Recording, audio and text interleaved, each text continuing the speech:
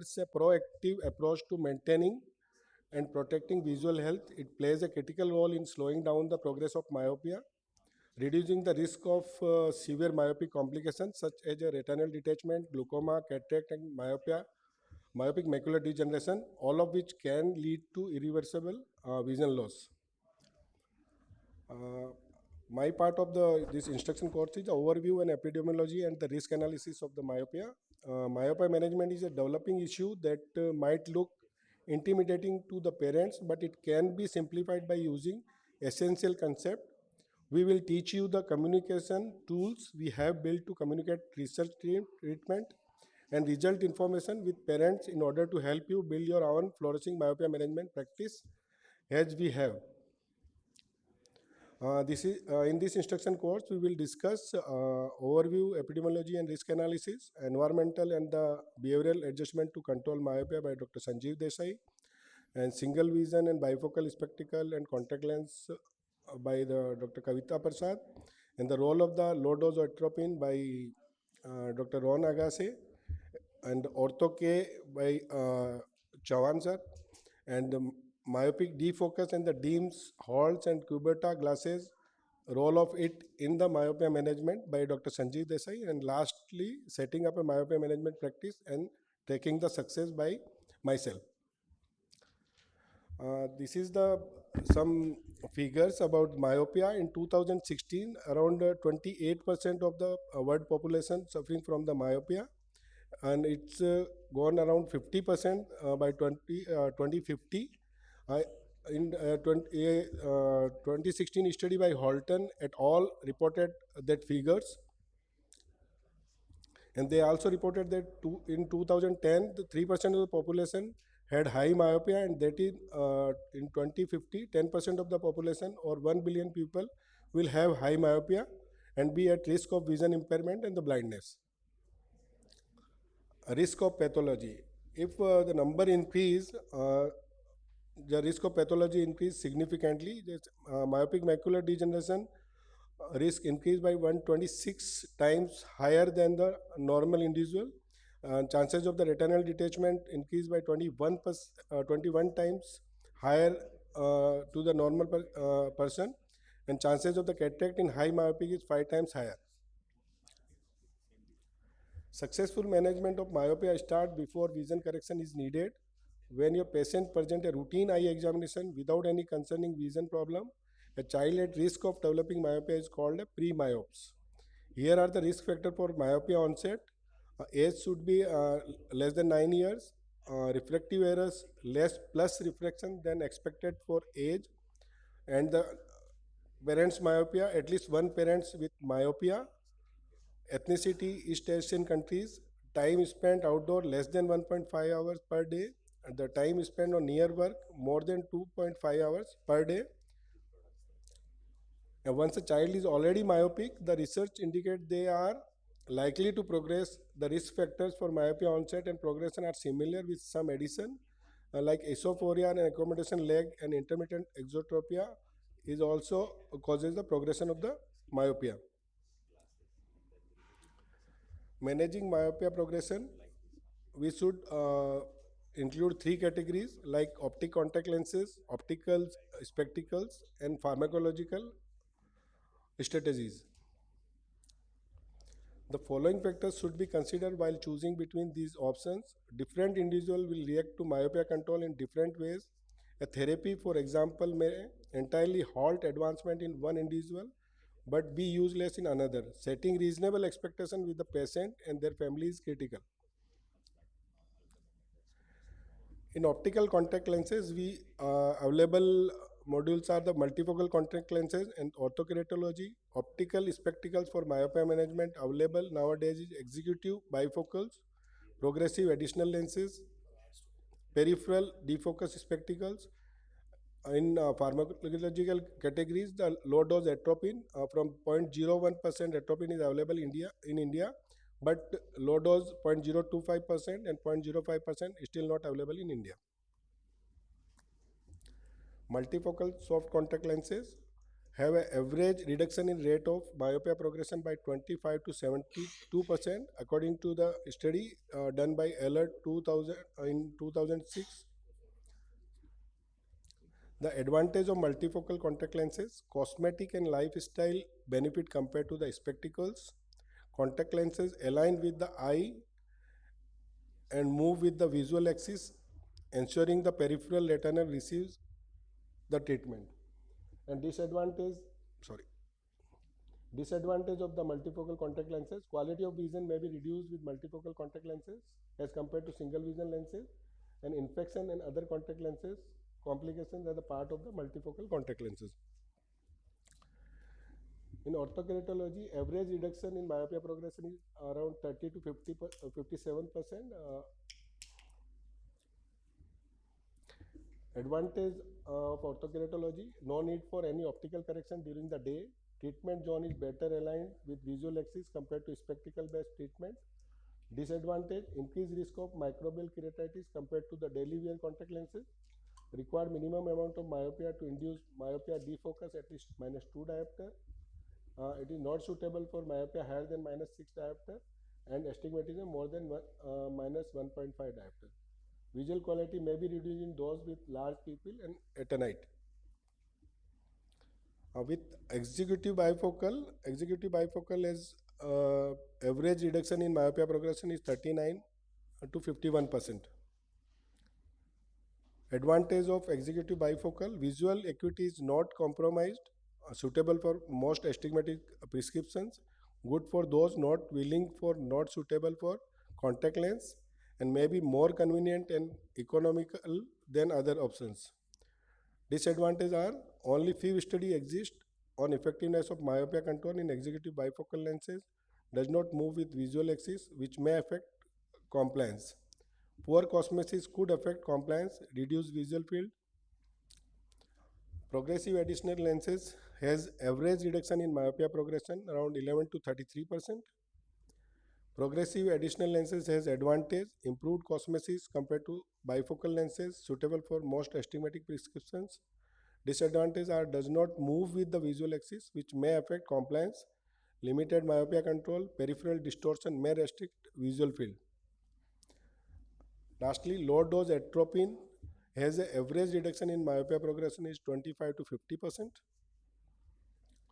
Low dose atropine has advantage: it has high average level of myopia control, no near addition or progressive defocus required in the optical correction. 0.01% has no proven effect on axial length. Other disadvantage is child may require additional optical correction. Issue in commercially availability of 0.25 and 0.05% atropine, and potential side effect in some people like pupil dilation leading to photophobia, reduced accommodation leading to near vision problem. If progression is not slowed, then what to do? Check compliance factors such as wear time of the treatment, correct use of treatments, fit of contact lenses, spectacles, and comfort issue. Consider incorporating lifestyle advice. Consider a different treatment strategy. Consider combination therapy to improve the response to treatment.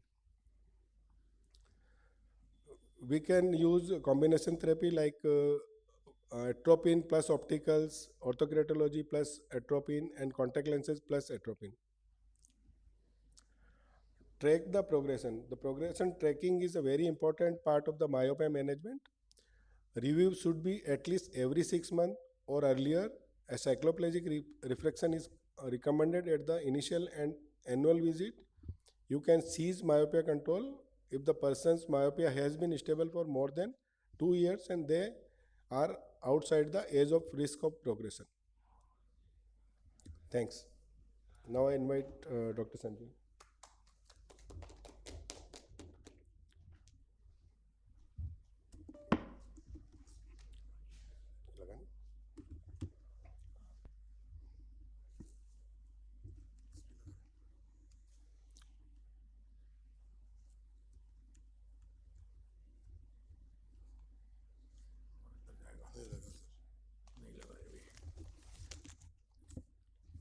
नहीं ये नहीं उल्टा उल्टा हाँ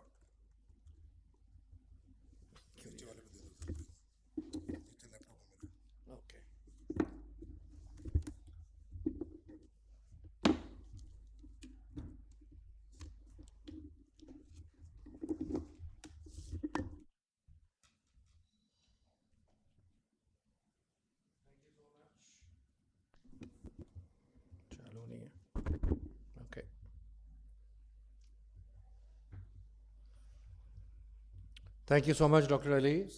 And my apologies for the delay in putting up the pen drive. I think this is the one. नहीं, एक minute एक minute एक मिनट एक मिनट एक मिनट नीचे कुछ है क्या? चलो ये ऊपर ऊपर ये ऊपर वाला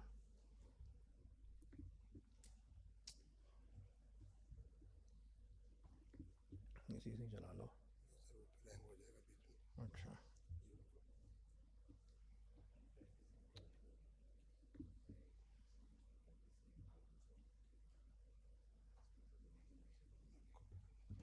कॉपी कर लो ना, मिनिमाइज करके और drop and drag.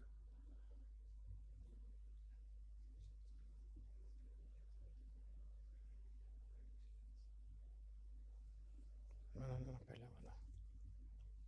Okay. So, ladies and gentlemen, let me begin by saying that there has been a myopic shift in recent year in the entire global population, so that there is a veritable epidemic of myopia globally. And COVID hasn't helped much, it has increased it all the more. So just to recapitulate, we all know that children are all born hyperopic. And over the next 10-15 years, there is a process of emetropization where the axial length of the eye tries to match perfectly with the optics of the cornea and the lens. And in this process, if it is overshot, it leads to myopia. So the key thing to remember is overshoot of emetropization produces a longer axial length and myopia. So we must institute some strategies to delay the onset of myopia or prevent the progression of myopia. And the goal here in these strategies is to prevent an overshoot of greater than 26 millimeters or -6 diopters of myopia.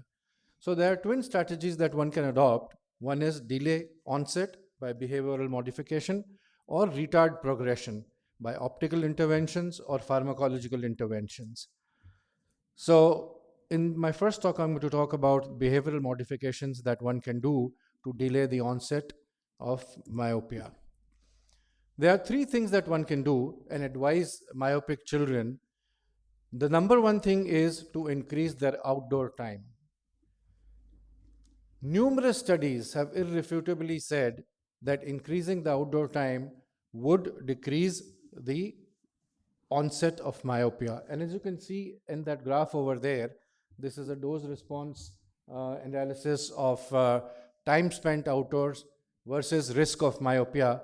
And multiple authors have shown over a large period of time, these studies have been done, that increasing outdoor time by more than 2 hours will reduce myopia onset by half.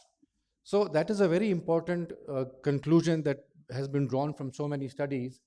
And it is now recommended that children should play at least 2 hours in the outdoors. Sunlight is very important for retarding the progression of myopia. In Singapore and China now, there is a national government policy that all children in school have to mandatorily play outside in the sun for a minimum of 2 hours. And you can advise your children who have myopia when they come to the clinic that they must necessarily spend 2 hours or more outdoors. They should take up any outdoor activity, outdoor hobbies, or play games like football, volleyball, or cricket. So that way they spend more time outdoors.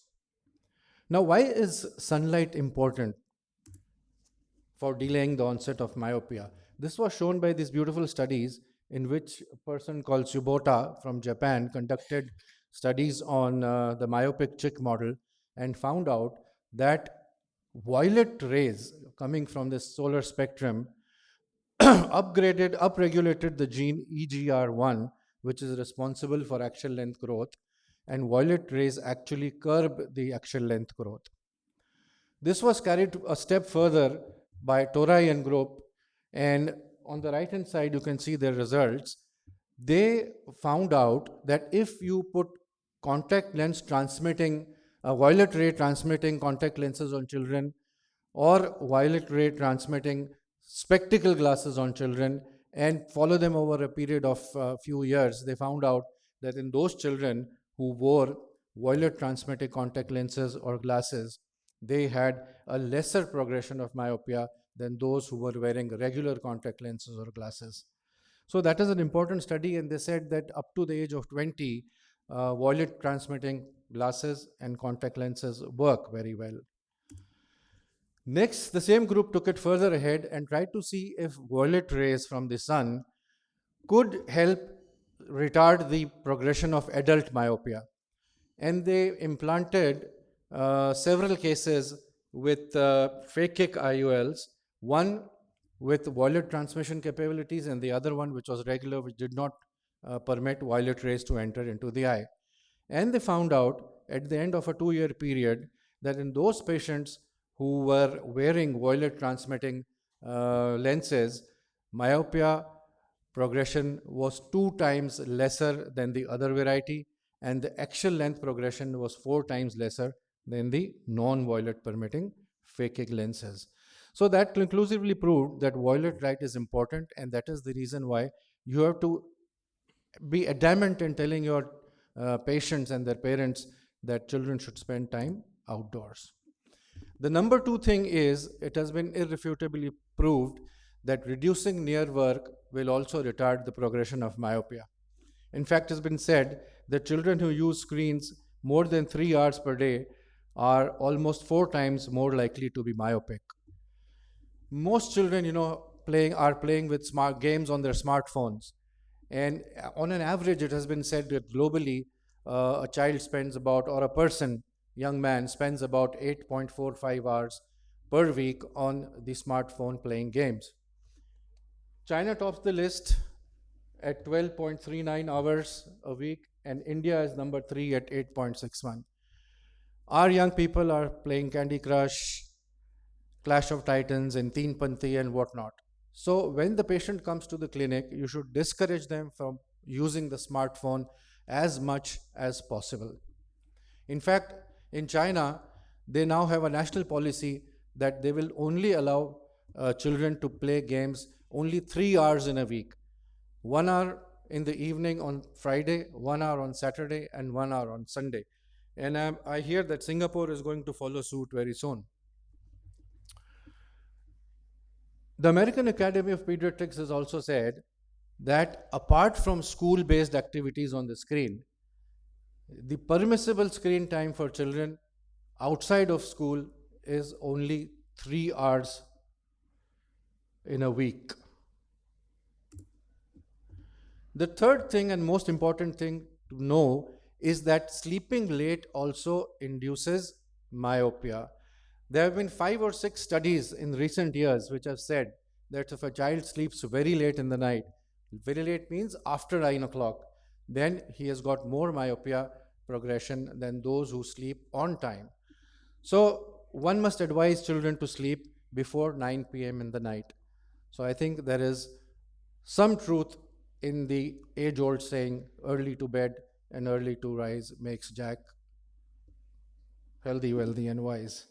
So, with these few words, I end my talk. Thank you so much for listening so patiently to me.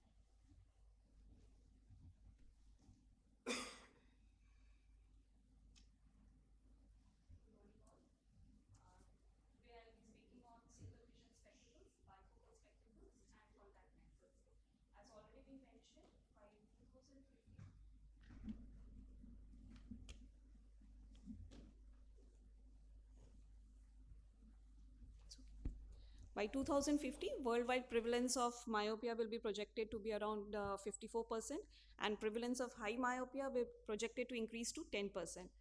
As you all know, high myopia is associated with increased prevalence of eye conditions like leading to visual impairment. Younger children are more prone to greater annual progression and likely to achieve higher levels of myopia. Therefore, to ensure maximum benefits, early intervention is critical. Single vision spectacles, it has been confirmed that no effect has been seen in controlling myopia progression because the macula is in focus but the peripheral retina is blurry in case of single vision spectacles, leading to peripheral hyperopic defocus, which is the main cause, which is thought to be cause myopia progression. Also, it has been seen that under correction makes no difference compared to full correction, which even make myopia progression worse. Single vision lenses also do not protect against myopia progression, so that has led to the development of special type of spectacle lenses.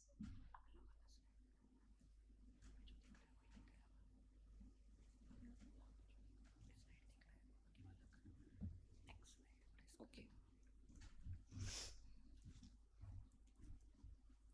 So this is the schematic diagram of showing that correcting peripheral defocus. This blue line shows the image shell of the traditional correction, creating peripheral defocus. So ideal correction should be this orange line. The peripheral image also should be focused on the retina to retard the myopia progression.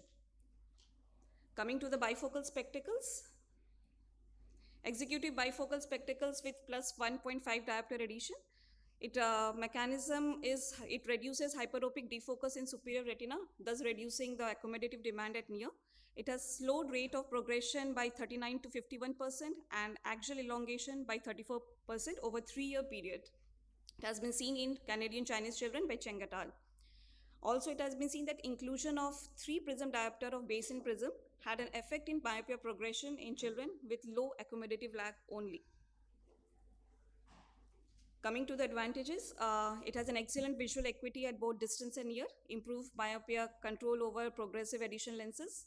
It is suitable for very wide range of prescriptions, no increased risk of microbial keratitis, good for those with dry eyes and allergies, and help control esophoria better.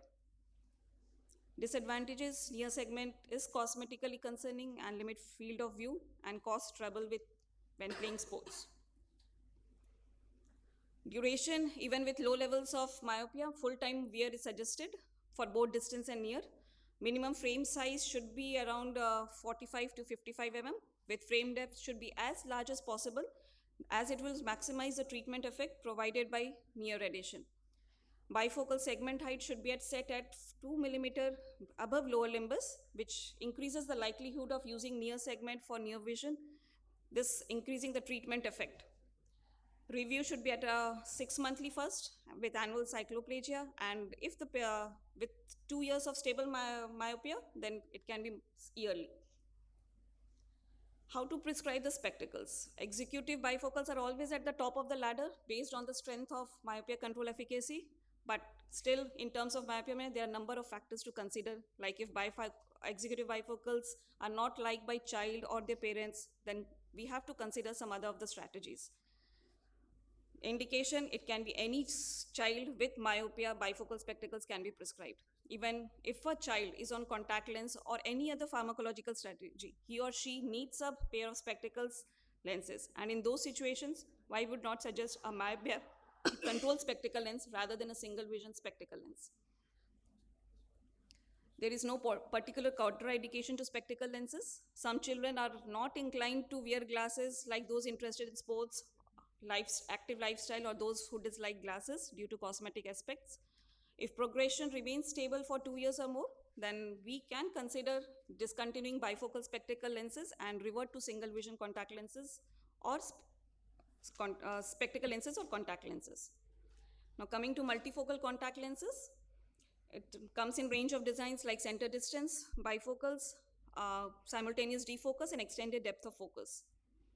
Center distance bifocal lenses, central portion corrects the nearsightedness that focuses light directly on the macula, and the outer portion adds focusing power, which brings peripheral light rays into focus in front of the retina. And it has been shown that it reduces myopia progression by 25 to 72%. Simultaneous defocus contact lenses have alternating rings of treatment plus power and correction zones. It provides image that is simultaneously focused on the retina in front of retina, inducing again myopic defocus, and it reduces myopia progression by 36 to 59%. EDOF myopia management lenses utilize selective manipulation of higher order aberrations, achieve extended depth of focus, facilitating visual performance across all distances, far to near. Coming to the advantages, it has a wider field of view, excellence, cosmesis, and sports, control treatment, as therapeutic effect is applied in all positions of gaze. Treatment zones don't vary with eye movements, and better when large degree of anisometropia is present. However, it has lower quality of vision compared to spectacle lenses. Small risk of microbial keratitis around 4.42% and not suitable for those with dry eyes. We have to consider multiple things when prescribing a child with a multifocal cornea, and that has to be always discussed with the child as well as the parents. Child's interest and motivation to wear contact lenses, maturity level, we have to see the personal hygiene habits, ability to take care of contact lenses by him or herself, participation in sports. The normal design and ad of multifocal soft contact lenses, which are commonly prescribed, is center distance multifocal lens designs, and generally up to plus 2.5 diopter is the maximum addition, as it gives more ad interface with distance visual acuity. Multifocal contact lenses prescribing, it can be used as long as possible, 7 days a week. Review first initially 1 week to check for fitting, comfort, and then 1 monthly, 3 monthly, and if progression is slowing, 6 monthly. And once progression stops, we can consider stop contact lens use in the early 20s. Thank you.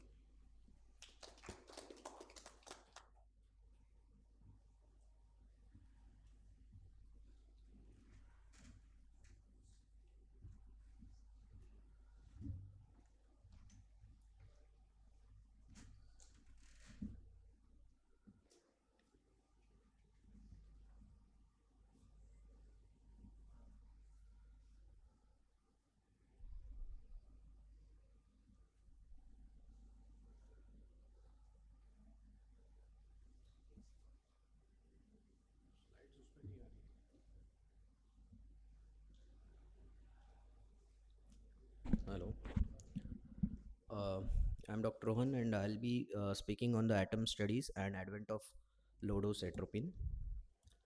Uh, History of atropine goes that it is known since ancient times. It is derived from a plant called deadly nightshade or Atropia belladonna. Ancient Greeks, Romans utilized atropine as a means of anesthesia. In fact, even before them, ancient Egyptians used to instill atropine extracts so that their pupils would be dilated. They thought that this is some form of beauty. Medically purified eye drop form of atropine, that is 1% atropine, has been available since the 1900s. Now, low dose atropine has been used in Southeast Asia since many years, around 15 years to 20 years. In Taiwan, in fact, around 40 to 50% of children in the last 5 to 10 years have received some form of atropine treatment during their childhood. The mechanism of action of atropine is still unclear. Uh, Initially, it was thought to be due to the accommodative pathway, but then studies disproved this. Then now current hypothesis goes that they act via the muscarinic receptor pathways at multiple levels, mainly at the sclera, where they inhibit synthesis of glycosaminide glycans of the scleral extracellular matrix, thus increasing the scleral rigidity. Also via the muscarinic receptor pathways at the retina and the retina pigment epithelium layer, which alters the neurotransmission, and via muscarinic receptor pathways at the choroid level, it has been seen that there is rapid and transient choroidal thickening when using low dose atropine. Now, atropine treatment of childhood myopia, that is the ATOM studies. Uh, in the 1980s itself, people were thinking about using atropine to prevent or slow down the progression of myopia, but the definitive study, that is the ATOM 1, came out in 2006. Atom 1 study by Chua et al. Evaluated efficacy and safety of topical 1% atropine, that was the commercially available atropine since long, in slowing progression of myopia and ocular axial length elongation in Asian children. It was a parallel group, placebo controlled, randomized, double mask study, which participated around 400 children participated, age 6 to 12 years, with a refractive error spherical equivalent of -1 to -6 and astigmatism of -1.5 diopters or less. Uh, it concluded that atropine 1% eye drops were effective in controlling myopia progression, but they had significant visual side effects resulting from the cycloplegia and mydriasis. But then this atom 1 gave rise to the next generation of low dose atropine, the atom 2 study, which initially came out in 2012. Chia et al. It compared efficacy and visual side effects of the lower doses, three lower doses they took, 0.5%, 0.1%, and 0.01%. It was a single center double mask randomized study. Again, 400 children aged 6 to 12 years with myopia of at least -2 diopters and astigmatism of -1.5 diopters or less. The conclusion from this study was that atropine 0.01% has minimal side effects compared with atropine 0.1 and 0.5%, and it retains comparable efficacy in controlling myopia progression. So this was the flowchart. Atom phase 1, which evaluated efficacy of 1% atropine. Then there was a phase 2, which evaluated the myopic rebound after cessation of 1% atropine over 1 year. Then came Atom 2 phase 1, which again uh, described the efficacy of 0.01% over 2 years. Then there was Atom phase 2, which evaluated the myopic rebound after cessation of all 3 doses of atropine. And Atom phase 3 that which showed children which showed myopia progression more than 0.5 diopters from phase 2 of the Atom 2 study, in which again atropine 0.01% was restarted. So phase 1 showed that atropine 0.01% was almost as effective in reducing myopia progression as the higher concentrations, but with significantly less side effects, that is like minimal pupil dilatation, minimal accommodation or near vision loss. And phase 2 of Atom 2 showed that even after atropine cessation, children with 0.01% dose had lesser rebound. So this was a reduction in myopia progression in Atom 1 and Atom 2 studies. So the 5-year Atom 2, which came out in 2016, had a significantly huge impact in the myopia control strategies worldwide and also in India. So myopia prescribing low dose atropine 0.01% started mostly after that, and commercially available preparations soon came up, lots of them now. So, but all in all, the study, if you go into the fine print, it also showed that there was no significant difference in the final axial length outcomes with 0.01% atropine. The axial length, in fact, in one study out of that had a small rebound increase. So this is a flowchart of Atom 1 and 2 studies, again showing that 0.01% dose was the most effective over 5 years, but axial length slowing was not seen with that dose, and the reason for this discrepancy is still not known. Now there is also an Atom 3 study going on in Singapore, which is investigating the use of 0.01% atropine in prevention of myopia. What all studies before this have been described are in patients having myopia, but this is in children aged 5 to 9 years who are predisposed to myopia, that is pre-myopia or having very low myopia. We have at least one myopic parent. This study is due to come out maybe at the end of this year. So based on Atom studies came about the low dose atropine 0.01%, the commercially available preparation in India. Now, so if the good candidate, who is a good candidate, any child age 6 to 12, in fact even 5-year-old children have been started now, who have been progressing by at least 0.5 diopters in the previous year. And how long to treat is a minimum of 2 years. But if the child has stabilized after 2 years, and that is what is stabilization, if the child has progressed 0.25 or less in the last 1 year, then treatment can be stopped. Generally treatment is continued somewhere in their late teens, where the eye growth naturally slows down and stops. Side effects, even low dose 0.01% atropine can exert effects on the pupil size as well as patient's accommodation, but these are mostly clinically insignificant. In fact, in my practice, I have not seen a single patient complaining with 0.01% eye drops. But if there is a complaint, then small minority of patients in literature may need photochromatic glasses or transition reading glasses. A very small proportion of patients may have some allergic conjunctivitis, but that is also mainly in higher concentrations than the commonly available used 0.01%. Now, some other studies. The LAMP study, that is a low concentration atropine in myopia progression study, it is evaluated the efficacy and safety of low dose atropine drops of 0.01, 0.025, and 0.05% compared with a placebo over a 1 year period. This was the only study which has a placebo control in it. So 438 children aged 4 to 12 years with myopia of at least -1 diopters and astigmatism of -2.5 diopters or less were taken. This study has concluded that 0.05, 0.025, and 0.01% atropine eye drops all reduce myopia progression along concentration dependent curves. All concentrations are very well tolerated without much of an adverse effect on vision related quality of life. And 0.05% atropine has been the most effective in controlling myopia progression and axial length elongation over a period of 1 year. Now, phase 2 of LAMP evaluated efficacy and safety of 0.05, 0.025, and 0.01 atropine eye drops over 2 years to determine which is the optimal concentration for longer term myopia control.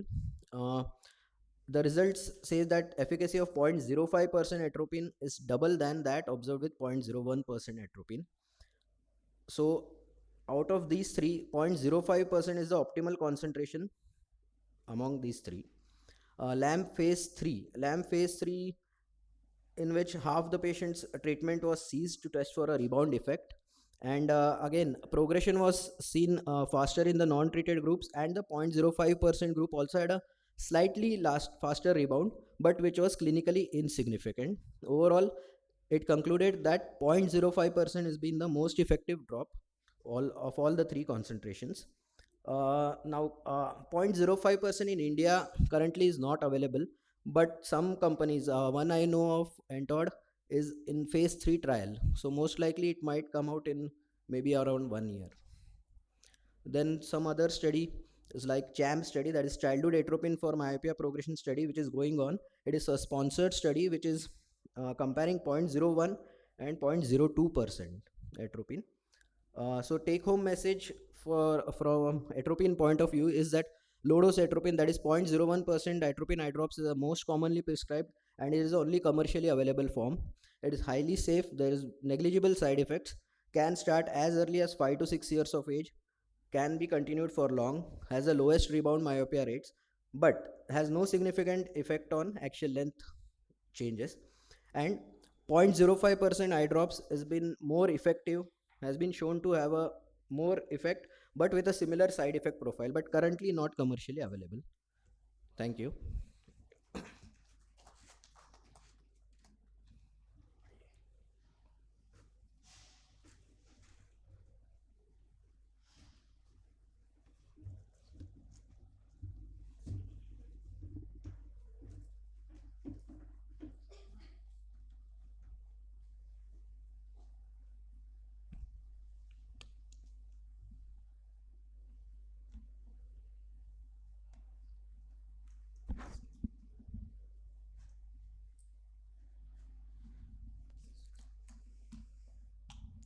Good morning.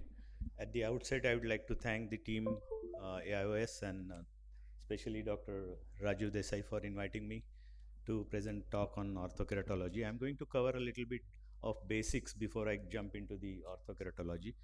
Uh, so, yeah, these are my financial interest. So Brian Vision Institute Australia has about 5 years back published a paper saying that whole world 50% of the world is going to be myopic by 2050. So it's a epidemic, myopia epidemic we call it, coming soon, and so everybody is now getting prepared for that. Uh, of course, China is already leading with 80% myopia already. India is still around 9% to 27% depending on what population you're talking about. I think myopia is very serious. If you buy a cigarette packet, it says that smoking kills, right? because that can lead to cardiovascular disease and a stroke and other thing. Even myopia is about that serious if not controlled less than -5, and it can lead to a permanent vision loss. Up to -3 diopter, usually nothing happens. The moment the myopia increases from -3 to -5 range, the chances of early cataract and early glaucoma is there. More than -5, retinal changes, macular degeneration. Above -7, the research shows that it is 240% more chance of having a retinal detachment if it is more than -9. Now, I'm going to make a very bold statement here. Single vision glasses is equal to myopia progression. We have been prescribing without thinking, just the moment you diagnose a myopia, you prescribe glasses. So, in fact, you are also contributing to the progression of the myopia. Two things why it happens. Dr. Desai already talked about importance of UV rays. Any glass, the moment you put the glass on, UV rays are cut, and the image shell which forms with the glasses on is pushing behind, and it creates a hyperopic defocus at the peripheral retina. So peripheral retina is important for the signaling to the brain. Okay, we saw a lot of talk about the atropine and other thing.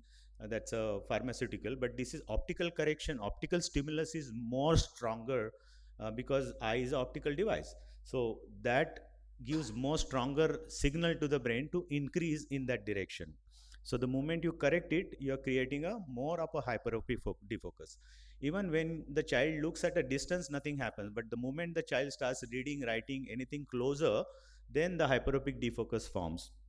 That's why even in everybody's talking about China, so they have mandatorily created some cradles where you cannot take the reading material less than 12 inches or 16 inches. So they are forced to hold the, even same thing you can do, you can teach your parents and the children to hold the reading writing material as far as possible, so that will create a less of a hyperopic defocus. So okay, now we know that hyperopic defocus is causing myopia. What is the solution? So you need two focuses. One focus, of course, you need to see everything sharp and clear for distance. And at the same time, the second focus you want, that will create a myopic defocus on the peripheral retina, that will send signal to brain not to progress further but to shrink down. So orthokeratology has found one of the best treatments so far. I have been prescribing ortho-K since last 20 years, but just last 10 years we realized the ortho-K is also helping children, because most of the time we are giving ortho-K for a myopia correction for adults, those who are unfit for LASIK or those who are interested in non-surgical ways. But some children's where we have prescribed the ortho-K lenses, they stop progression, and we never know why this happened. And then a lot of papers started coming up about this myopic defocus, and because the reverse ortho-K is basically a reverse geometry RGP lens. So the reverse curve gives about +6 diopters of a myopic defocus there, and that is the one which is a very strong signal to the brain. Earl Smith, one of the research scientists in Houston, he has published a lot of papers on chicken eyes, and it has proven that if you create a myopic defocus, the axial length reduces. If you create a hyperopic defocus, the axial length increases. And even in particular meridian, it can change. There are a lot of studies on animal which proves this. One of the study done on this special kind of monkey, they put one eye plus power lens and other eye normal as a comparison to the controlled eye, and other set of monkeys, 10 monkeys with a minus. So whatever monkeys they put minus glass, that eyeball axial length kept on increasing, whereas plus lens the eyeball didn't increase much compared to the normal eye. So there are a lot of 120 genes which are responsible for myopia progression, and most of the time the genes will manifest if there is a correct environment. Gene is there, but if there is no correct environment, it may not manifest. But if there is a correct, what is correct environment? A lot of activity near work, like a mobile phone, or you have seen a lot of studious students get myopia because they are spending more time reading, writing, and especially in the dim light. Again, the early rise and early this thing, the you are supposed to sleep in 2 hours after sunset, but now because of the light and everything, everybody is awake till 11 o'clock, 12 o'clock. So what happens because of that is your melatonin production is reduced, means it kicks in very late. So dopamine continues, and that is the one which continues to stimulate the axial length. So what are the options? All options has been already discussed. Spectacle option is easy, simple, but as I said, it has its own problems. UV rays cutting. But if you give bifocal, then of course certain part of the superior part of the retina can be controlled.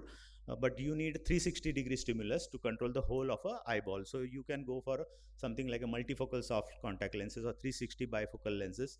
Orthokeratology also has a 360 plus power. So it is a combined approach. It is not only the optical stimulus, the behavior pattern, the food, sunlight. 2.5 hours of outdoor activity is much for the delay of onset. Once the onset is happened, then it may work, may not work. But if the child spends more than 2.5 hours daylight activities, the onset is reduced. So what does signifies if the child gets myopia at the age of say 6 years or 8 years, so another 10 years that 0.5 will keep on increasing. So addition of -5 to whatever is there. So if you can push that to say till the age of 13, and then he gets myopia, then maybe instead of -5 he will get only -2.5, something like that. So the idea is to push the onset as much as possible to the elderly age. So again, this is the same thing. The image shell is going to cause the increase or decrease in the axial length. Myopia, we are talking about axial length elongation, which is dangerous. Just a minus number along with the controlled less than 24 of axial length, nothing happens. Because if there is a stretch, like axial length increase means what? The eyeball is under stress, the retina is under stress, and then that is going to cause, it is going to cause a narrow angle glaucoma. There is a lot of distortion in the crystalline lens, and that's how they get a early cataract at the age of 45, 55, 60. They will get cataract glaucoma, and if it is more, then of course the retinal detachments and retinal changes. This is the lens. It's still not available in India, but it is FDA approved for USA and Canada. This is by Cooper Vision. It is a 360-degree bifocal, but it has a rings, like a distance in the center, then plus power, then again distance, then again plus power. So they claim about 59% of myopia control with this type of multifocal lenses. And most of the multifocal lenses or soft lenses which are available in anywhere in the world do not have more than 2 or 2.5 diopters, whereas there are papers, or if you do a peripheral refraction, you need minimum 3.5 diopters to create a myopic defocus at the peripheral retina. And no contact lens as of now has that much high power for the reading zone.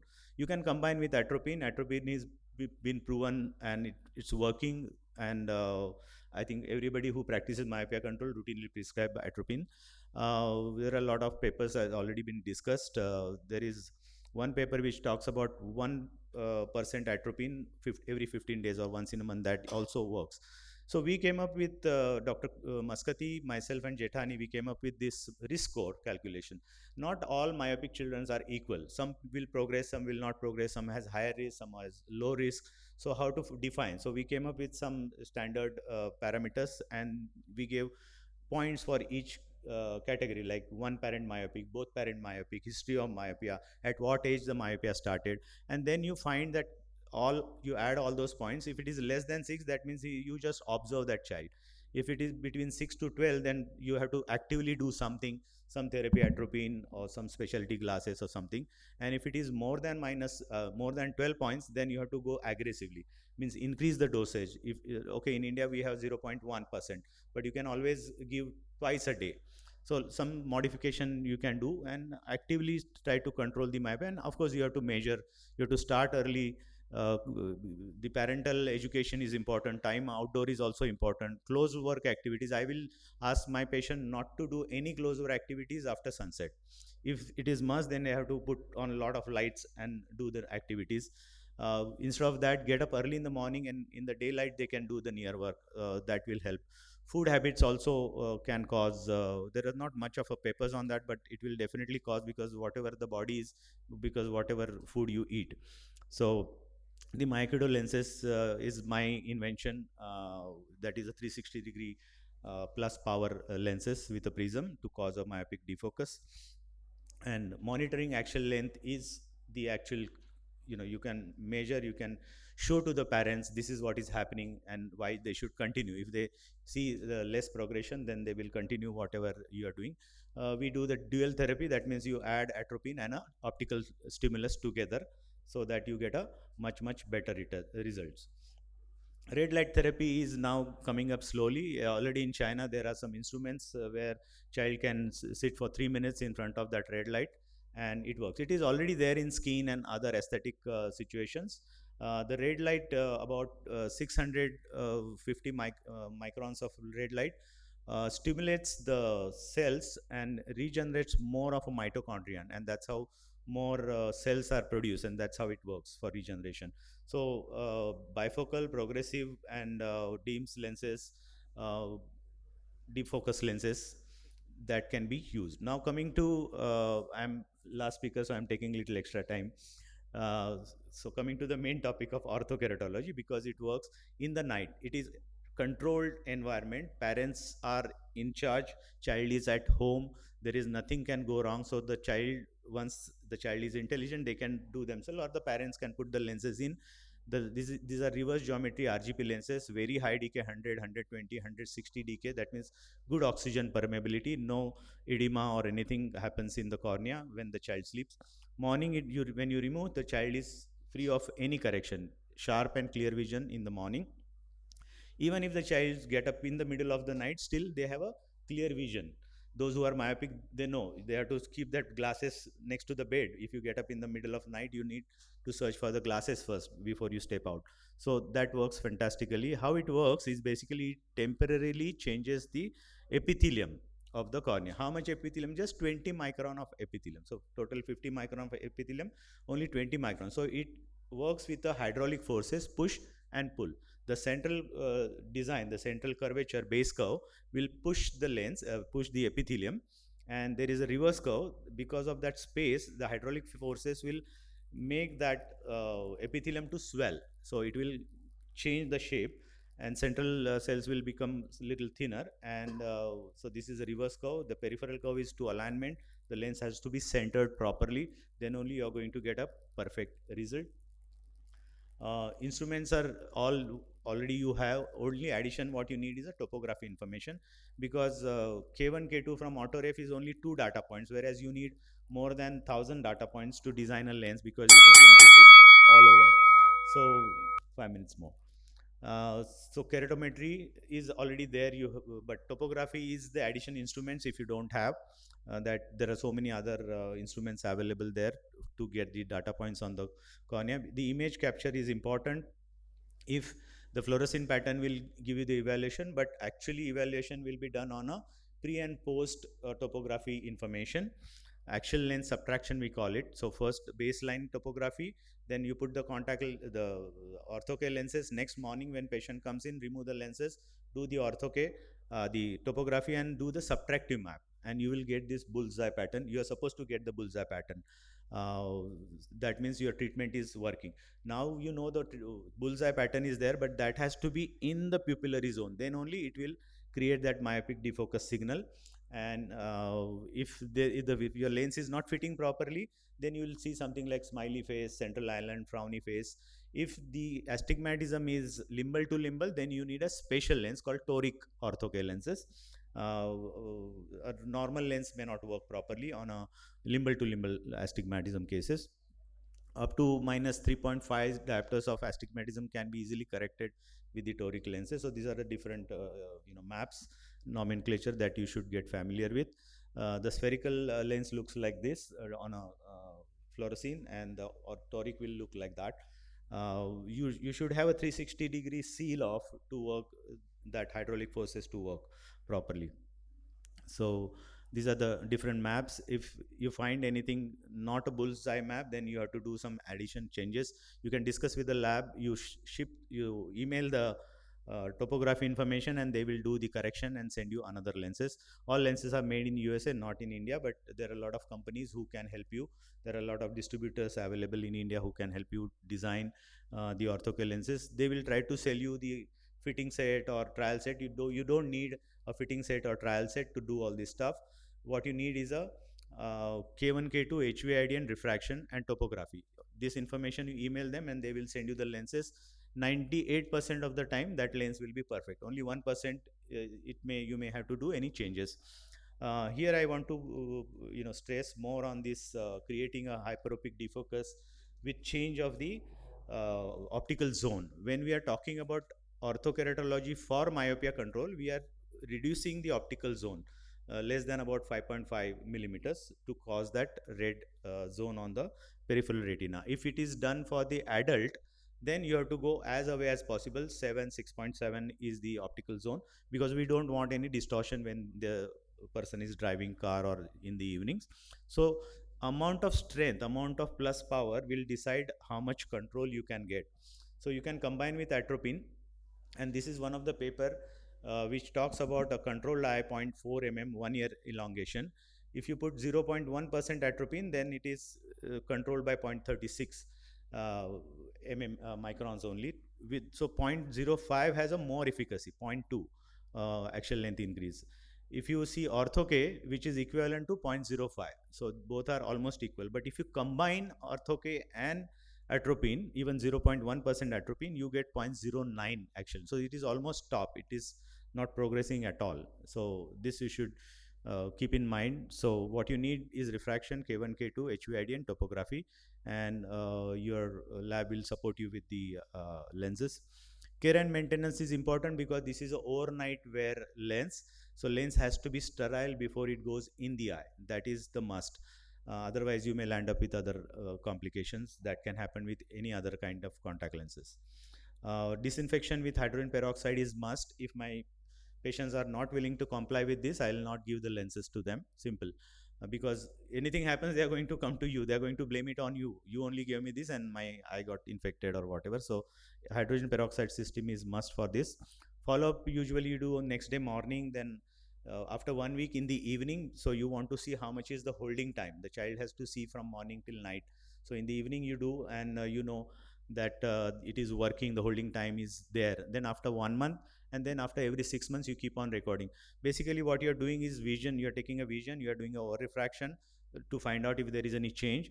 uh, and of course topography is must. So and when you do the topography, you subtract with the baseline map, the first map without on a virgin cornea, then whatever is the day 1, day 5, day 10, or 1 month, 1 year. So you compare that topography with the first map, so you know what is happening.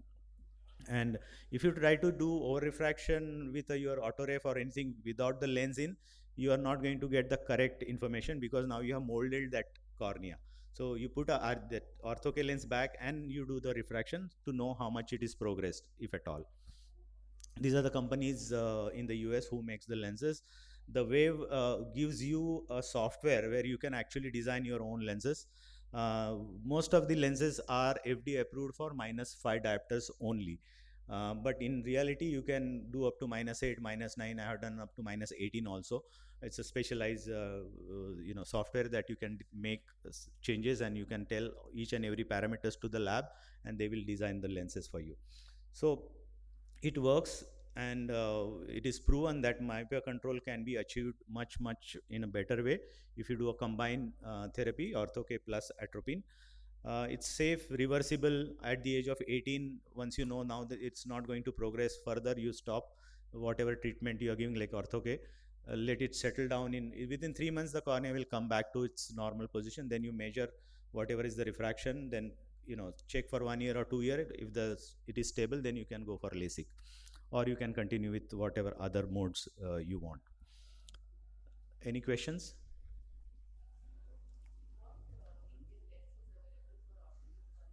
India, there is nobody who makes the lenses, but India there are distributors for Euclid. There are Euclid. They have stopped. SLR was the distributor for Euclid, but they are into some changes.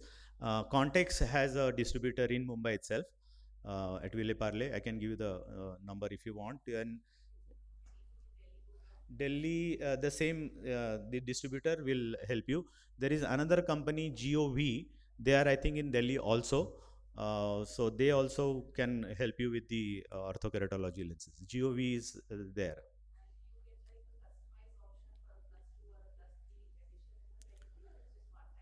Usually, it is +6 is what you get because of that nature of the design.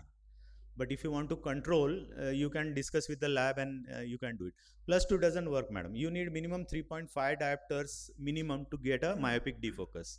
And if you get say 4.5, you are creating a more force. If you get +6, you are creating more force. So you want a more force actually. Usually, as I said, it ranges between 5 to 6 diopters because of that nature of the lens, the reverse curve which you see. But if your power is less, suppose if you have say -1 and you are putting a ortho K lenses, then the reverse curve may be 3.5 only. Oh, as long as you want a myopia control to happen, means till the age of like 16, 18. Yes, yes. Amazing result. The child personality changes. They go more into sports. I have a lot of patients who are into sports because the spectacle is the hindrance. But child is absolutely happy because he don't have to wear any glasses. It is under control, so nothing go when he goes out. Nothing is there in the eye, so no foreign body or anything, any complications. The parents are there to take care of everything, and except the maintenance and other stuff, it is very easy. The lens lasts for 2 years, 3 years, up to 5 years also. If there is a change of 0.75 or more, then I will ask them to change the lenses in India because it's out of pocket expense here. In the US, we do $3,600 every year. So even if the lens breaks or any changes, even the lens is good. When they come next year for follow-up, we'll give them a new lens. But in India, it works otherwise. But 2 to 3 years easily, it should last. It's overnight. It works only overnight. You can see with the lenses daytime also, but it is advisable not to use during the day because then it will create a astigmatism on the cornea. Because it is molding. It's orthokeratology. Cornea is molding, like orthodontistry. You can mold the shape of the teeth. Same way you are molding the cornea. देखिए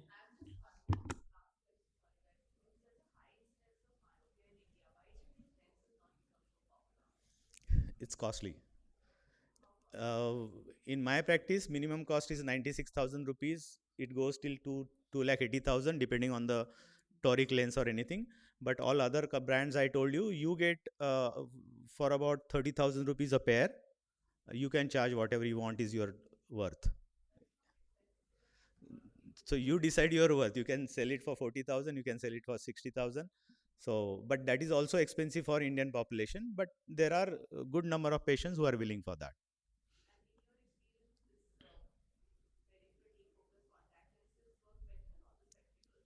Contact lens.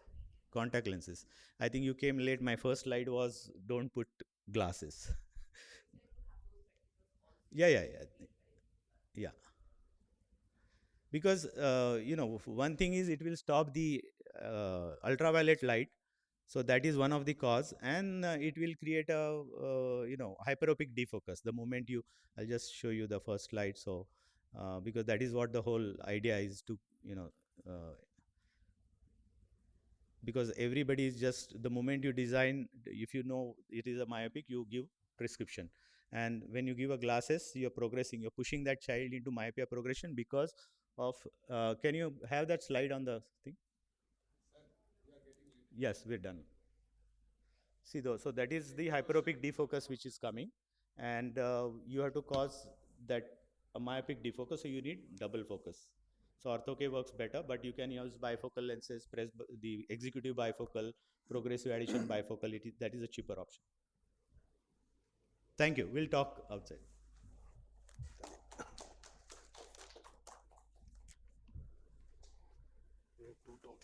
Yes. Nice.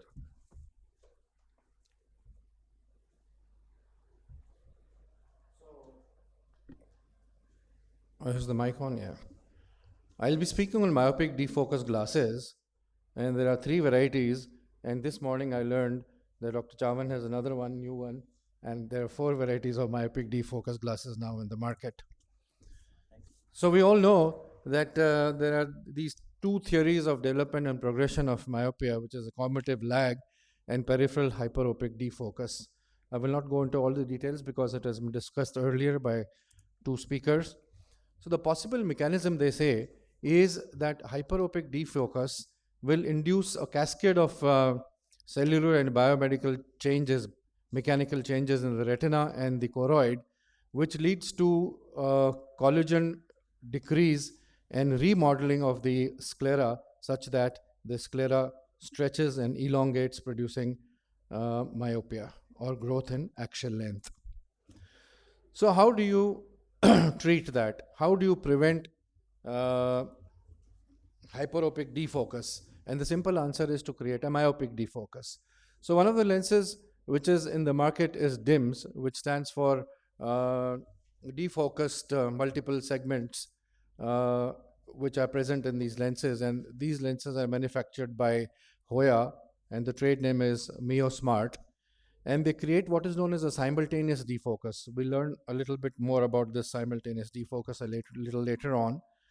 The spectacle glasses look like this on the right-hand side, and there is a central zone of 9 millimeters for distance refractive correction. And surrounding this are about 400 multiple defocus segments, each of which has plus 3.5 diopters in it, so that it produces a myopic defocus of 3.5 diopters.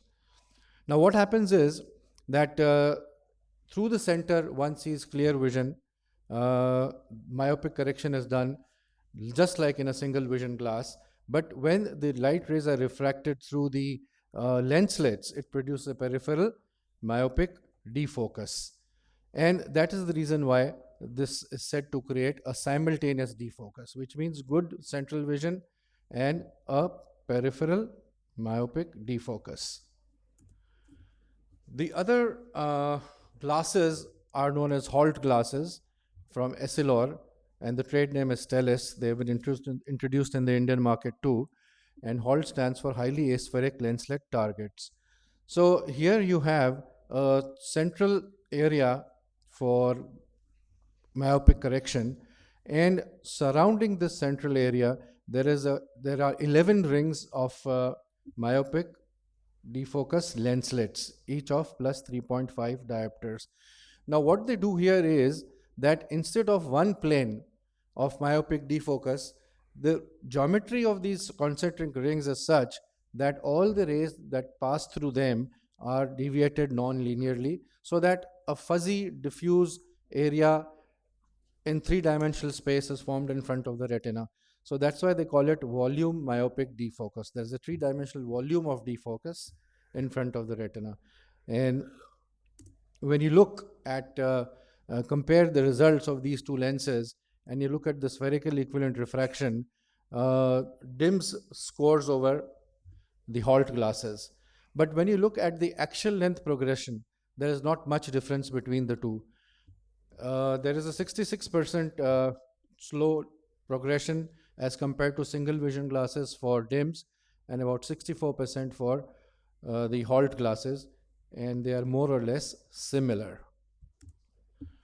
Now the new one is the Kubota Vision glasses, which produce an active myopic defocus through augmented reality. So this is the new one, very expensive pair of glasses, and the proof of concept study was presented by Kubota Vision in 2020, and now they have come up with commercial version of their glasses, and only available now in Japan and the US market. So these are very unusual in that there is a central 15-degree zone from which the myopic refraction can be done, and all around the rim are these white micro LEDs. So they project white light on a ring of micro lenses, which produce a 3.5 diopter myopic defocus within the eye in the pattern you can see on the right hand side over there. So that is the kind of pattern you will see, the patient will see within the eye. And there are certain advantages to this, because you are using LED lights which can be programmed. There are advantages to using this glass. And what are those advantages? Is that the defocus that you're producing can be programmed. So specific areas of the visual field can be stimulated. For instance, you program it to stimulate only the superior hemifield or a particular other region of the field. So that can be done with these glasses. And we also note that there is diurnal variation in the axial length and the choroidal thickness.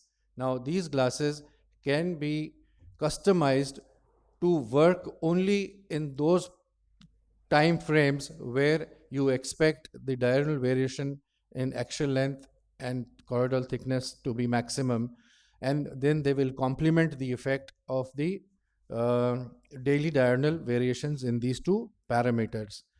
Also, the luminosity can be controlled because there are LED lights which are producing the defocus.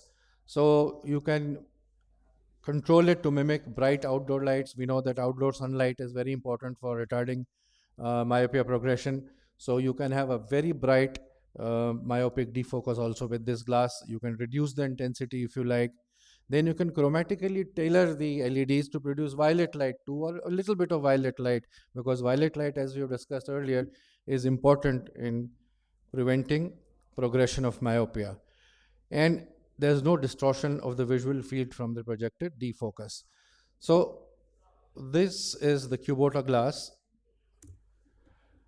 Now, when you look at the results and compare it with DIMS and the Essilor Stellest, you can see on top over there that so far as spherical equivalent refraction is concerned, it is 148% more effective than single vision lenses as compared to 69% and 65% with Hoya and Essilor Stellest. Coming down at the bottom of the table, when you look at the axial length reduction, then this is 91% as compared to 66% and 64% with the other previous two lenses that we have discussed. So probably this is the best one available in the market, but it is very expensive. Now coming to choosing the lens, India is a developing country and one has to choose very appropriate lens for the right setting, because most of the patients that we have in our clinics are poor or middle class.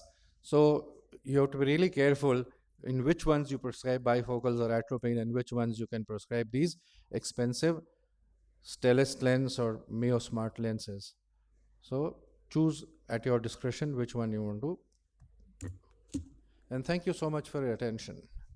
And over now to Dr. Ghulam Ali for the final talk on setting up myopia practice clinic.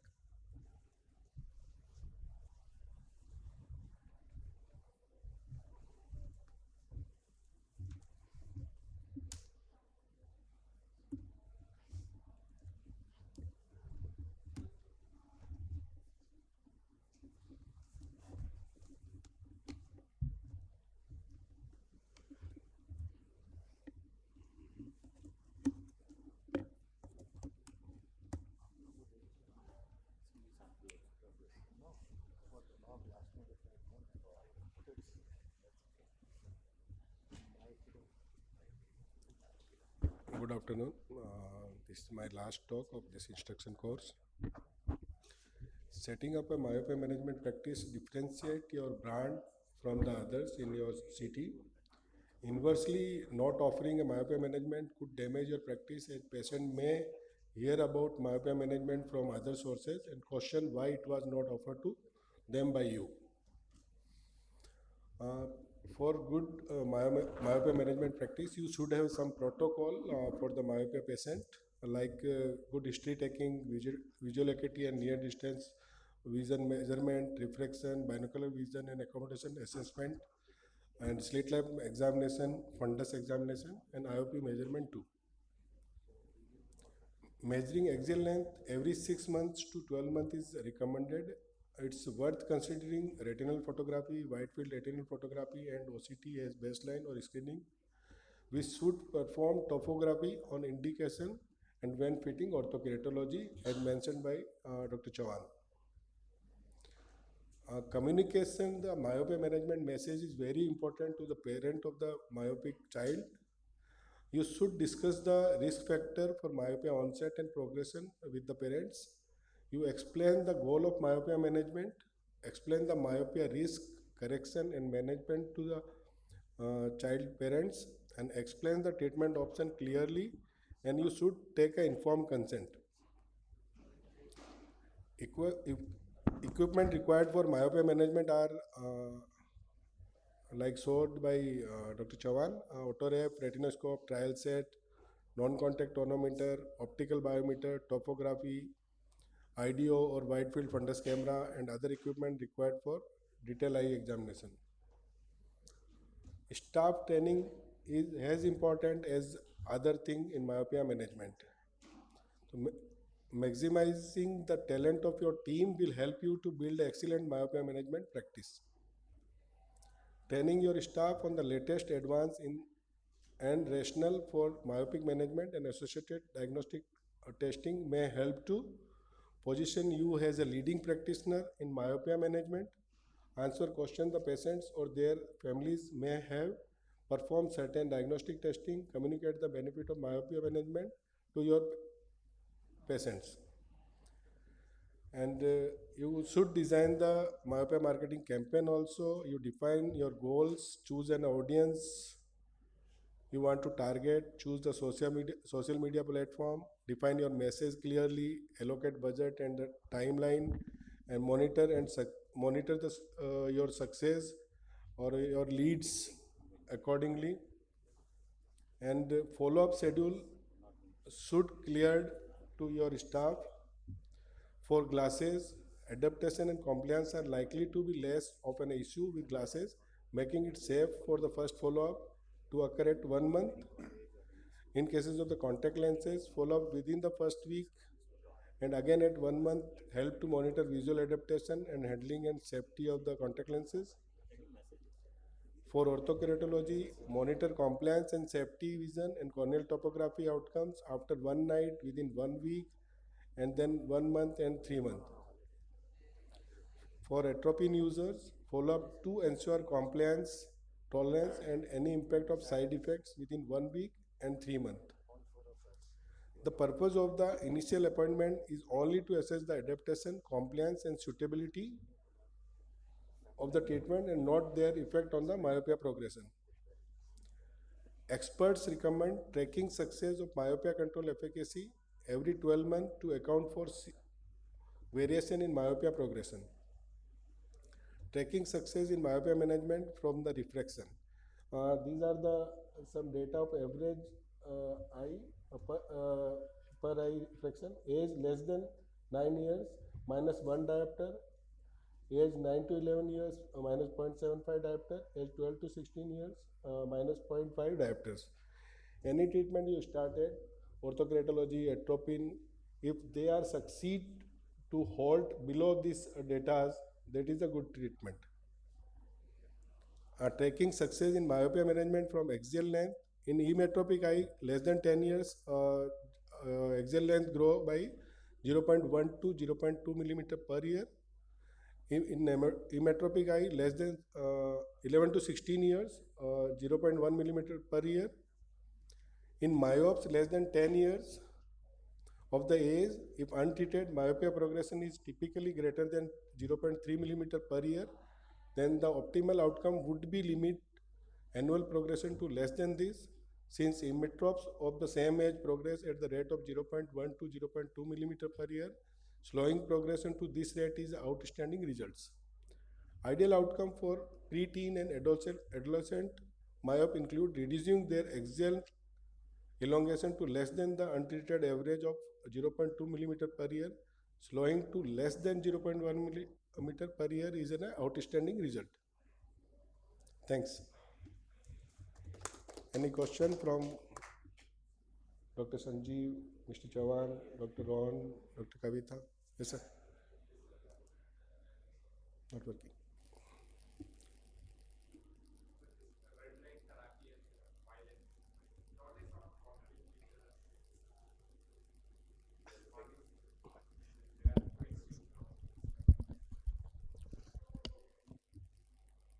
They sound contradictory, but actually both of them could work in tandem. So, yeah, so I was saying that they sound contradictory, they look contradictory, logically they are contradictory, but they work in tandem because violet is everywhere, it's out in the sunshine, and red is something that has been experimentally discovered to help. And the mechanism of action lies at different levels in both the therapies. So I think both of them are important, and red light therapy is also going to get its proper place very soon now in clinical practices.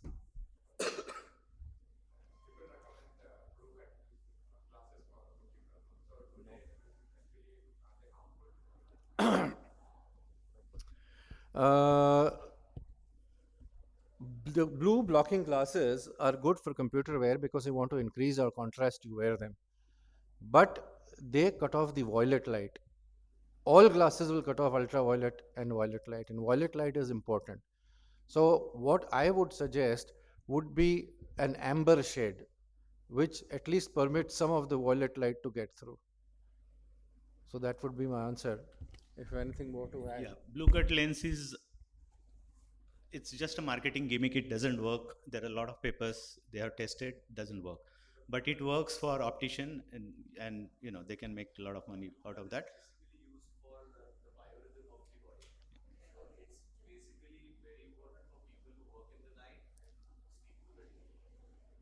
Especially on the laptop and computers and everything. But for children, it is no, sir. We are talking about myopia control, so one answer is no, no for children's, no. Correct. No, no. You want even that uh, UV light is important for the eye.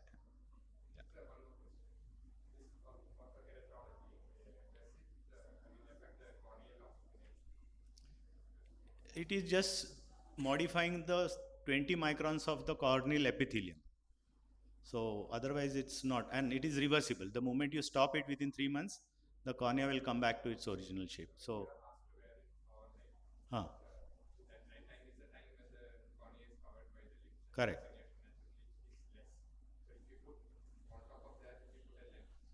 So these lenses are specially designed for overnight wear. FDA approval for overnight wear. What does that mean? Is if you put any other contact lens less than 100 dk, actually less than 80 dk, it will cause a corneal swelling. So there was a very famous paper by Brian Holden. So in normal closed eye situation, whatever the corneal edema happens, if you use anything more than 84 dk contact lens, it will be the same as a normal eye. So it is approved for closed eye situation. So no problem, it is safe. This is to be worn during night only, but if you are sleeping in the daytime, you can wear. Like most of the patients, in reality, sometimes they forget to wear the lenses in the night, and then by the afternoon, their vision starts dropping down, and they have some important meeting to go, or they have to go, watch movie or party. Then what I ask them is, it's like charging your mobile phone. You charge your eyes. So put the contact lenses, close your eye for 2 hours.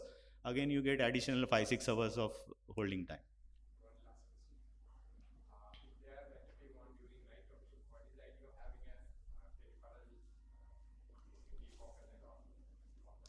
So, so design of that reverse geometry lens is causing that peripheral defocus, sir.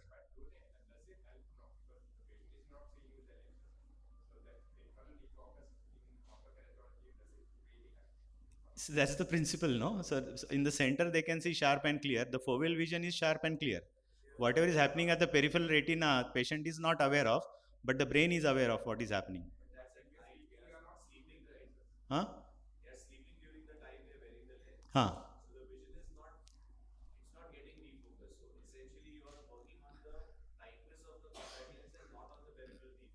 Yeah, in the night you are reshaping the cornea, so you are getting that cornea ready for the light to be in the daylight. That happens. So in the night it will reshape. You don't need to see or have any light in the eye, no, in the night. In when in the wake up situation, when the light penetrates, it will divide. Central light will be on the fovea where they can see sharp and clear, and the peripheral retina will get at myopic defocus. That's how it works.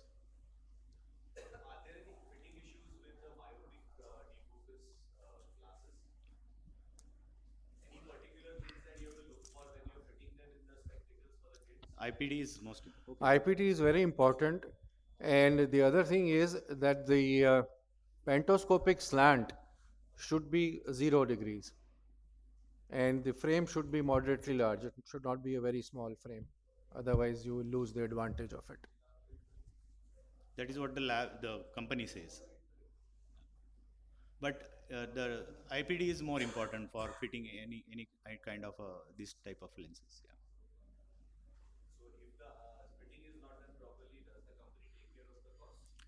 Most of the companies, I think, they fit for you. You have to You have to send the data to them, and Yeah. they'll fit it for you and send it back. So you send a frame and the IPD and the power. They will make the lenses. They will fit into the your frame and send it back to you. Most of the companies.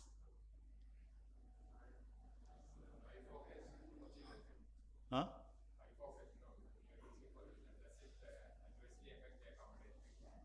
Bifocal. Yeah, one more time. Yeah. It has been shown that adding a prism diopter prism has an effect on accommodative lag. Otherwise, it's not. Yeah, whole day. Yeah.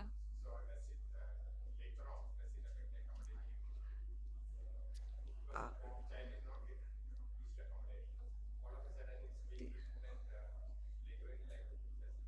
Test results have shown, studies have shown no results.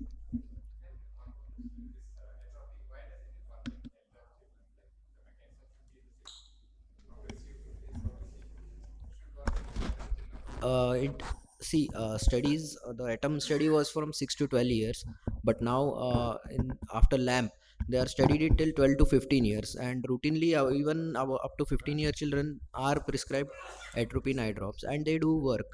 They will work. About to start, yeah, that we have run out of time actually.